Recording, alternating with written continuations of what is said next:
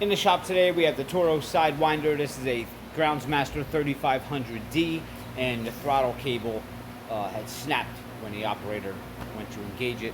I'm going to show you how you can possibly fix yours. Here's the machine. Now, for speeding up the video purposes, I had already loosened some of this and then I decided to do the video, but basically you want to take this cover off of your machine here. Alright, and let's just get that cover out of the way. Now, I had two bolts right here that I had to take out for this throttle, which then left this loose, okay? There was this plate that was underneath of there. See if I can get it back in there.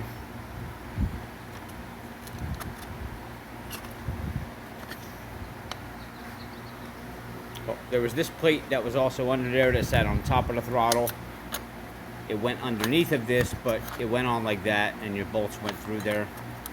So when you loosen those bolts, this plate is going to slide out from the bottom. Just set that aside. And now it's pretty simple. Your throttle should be able to pull up through here, and you can see that the cable right there is no longer attached. Alright, it's supposed to go right in that hole.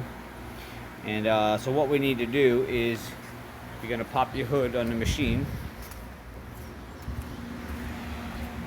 and your cable runs back behind your seat up to the side over here, and as you can see we have a lot of play left.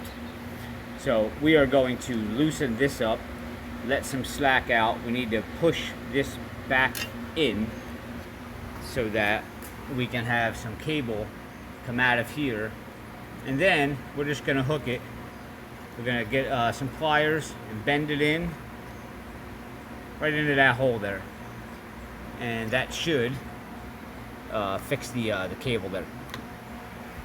Being that they gave us a lot of extra cable here, it should be a pretty simple fix for you. And if not, if you do need to replace the whole cable, you really just want to undo this bolt here, and you're going to undo this flathead here, and you can pretty much pull that cable out from around the seat and right up out of there and put a whole new cable in.